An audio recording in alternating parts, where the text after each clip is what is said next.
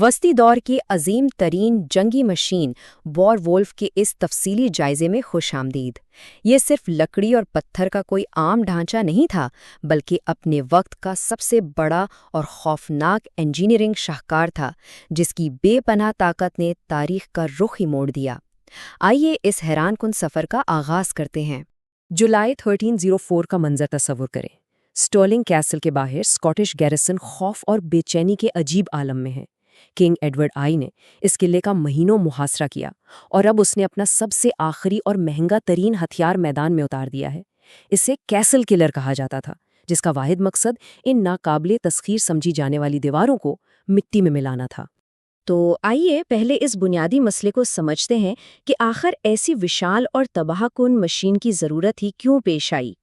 بات دراصل یہ ہے کہ 14ویں صدی تک آتے آتے فورٹریسز یعنی قلعے انتہائی جدید اور جان لیوا قلعہ بندیاں بن چکے تھے۔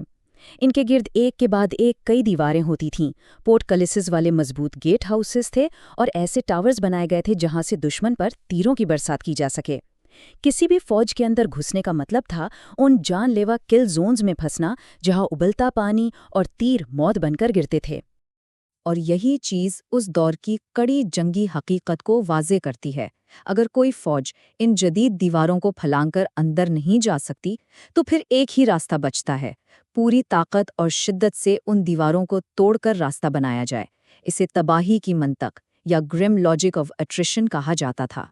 اب ذرا آگے بڑھتے ہیں اور دیکھتے ہیں کہ وارولف کی فزکس کیا تھی اور اس کا تباہ کن میکینزم آخر کام کیسے کرتا تھا۔ اگر ہم ایک عام کیٹاپلٹ اور اس عظیم کاؤنٹر ویٹ ٹریبیوشے کا موازنہ کریں تو فرق بالکل واضح ہو جاتا ہے۔ ایک عام کیٹاپلٹ بنیادی کھنچاؤں پر چلتا تھا، جس کی طاقت اور فاصلہ دونوں محدود تھے، لیکن وارولف یہ بالکل ایک عظیم و شان سی سو کی طرح تھا جو کشش ثقل یعنی پیور گریوٹی کی آخری حدوں کو استعمال کرتا تھا۔ بھاری وزن تیزی سے نیچے گرتا اور ایک لمبے بازو کو انتہائی زور سے اوپر اچھالتا۔ اس عظیم مشین کو چلانے کا پورا سیکوینس کسی موسیقی کی دھن کی طرح کافی ناپا تولا لیکن خوفناک تھا۔ پہلے ایک بھاری کاؤنٹر ویٹ نیچے گرتا، جس کے نتیجے میں لمبا تھروئنگ آرم تیزی سے اوپر گھومتا، پھر بالکل اپنے عروج پر پہنچ کر سلنگ پتھر کو ہوا میں آزاد کر دیتا۔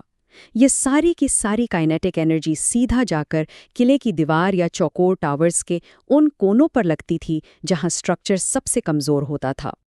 اور اس لمبے بازو کو طاقت دینے کے لیے کوئی چھوٹی موٹی چیز استعمال نہیں ہوتی تھی۔ ایک بہت بڑا ڈبہ جو پتھروں اور سیسے یعنی لیڈ سے بھرا ہوتا تھا استعمال کیا جاتا تھا۔ اس کا وزن سن کر حیرانی ہوتی ہے، پورے 6 ٹن! یہ 6 ٹن کا وزن پورے گریوٹی کے سہارے نیچے گرایا جاتا تھا۔ جب ہم اس پورے عمل کے اگلے حصے پر نظر ڈالتے ہیں تو کہانی مزید حیران کن ہو جاتی ہے۔ وہ 6 ٹن وزنی کاؤنٹر ویٹ جب گرتا تو وہ چمڑے کی ایک سلنگ کو تیزی سے آگے پھینکتا، اور اس سلنگ میں رکھا گیا پتھر کوئی عام سا پتھر نہیں تھا۔ اس کا وزن تقریباً 300 پاؤنڈ ہوتا تھا۔ ذرا غور کریں اس طاقت پر۔ اس پورے میکانزم سے جو کائنیٹک انرجی پیدا ہوتی تھی وہ اس قدر شدید تھی کہ 300 پاؤنڈ کے ان عظیم پتھروں کو زمین پر اس طرح اچھالتی تھی جیسے کوئی پانی کی سطح پر چھوٹی کنکریاں اچھالتا ہے۔ ایسی بے بنا طاقت مضبوط ترین دیواروں کو لمحوں میں نیست و نابود کرنے کے لیے کافی تھی۔ لیکن دنیا کی سب سے بڑی تباہ کن مشین کو بنانا صرف ایک فزکس کا مسئلہ نہیں تھا، بلکہ یہ ایک بہت بڑا لاجسٹیکل نائٹ میئر بھی تھا۔ اس عظیم ڈھانچے کو تیار کرنے کے لیے ایک پوری فوجی مہم جیسا انتظام کرنا پڑا۔ مقامی سطح پر لکڑی کے بڑے ذخیرے جمع کیے گئے۔ 5 ماہر کارپینٹرز نے اس کی قیادت کی، جن کی مدد کے لیے 50 مزدور مسلسل کام کرتے تھے۔ اور اس کے پیمانے کا اندازہ اس بات سے لگائیں کہ صرف اس مشین کے پرزوں کو سٹرلنگ تک پہنچانے کے لیے 30 الگ الگ ویگنز کا قافلہ استعمال کیا گیا۔ ان تمام انتظامات کے باوجود کنگ ایڈورڈ کی اس مخصوص اور ماہر ٹیم کو قلعے کے باہر اس ہتھیار کو جوڑنے اور مکمل تیار کرنے میں پورے 3 مہینے لگ گئے۔ 3 مہینے کا لمبا اور تھکا دینے والا انتظار۔ تو ان 3 مہینوں کی محنت اور انتظار کا انجام کیا نکلا؟ آئیے اس کے تاریخی اثرات پر نظر ڈالتے ہیں۔ تاریخ کا سب سے دلچسپ اور حیرت انگیز پہلو یہ ہے کہ اس مشین کا خوف اس قدر تھا کہ چلانے سے ہفتوں پہلے ہی اسکاٹش گیرسن نے ہتھیار ڈالنے کی کوشش کی، لیکن کنگ ایڈورڈ نے انکار کر دیا۔ بادشاہ دراصل اپنی اس نئی خوفناک کھلونا نما مشین کا کمال حقیقت میں دیکھنا چاہتا تھا۔ آخرکار وال وولف کو صرف ایک بار چلایا گیا اور اس کے ایک ہی حملے نے قلعے کی دیوار کا ایک پورا حصہ زمین بوس کر دیا۔ یہ عظیم مشین دراصل ایک غمنام جاگیردارانہ دور کا عروج تھی۔ یہ ایک ایسا وقت تھا جہاں فوجی طاقت اور خوف کا مظاہرہ عظیم و شان لکڑی کی اکیلی مشینوں کے ذریعے کیا جاتا تھا۔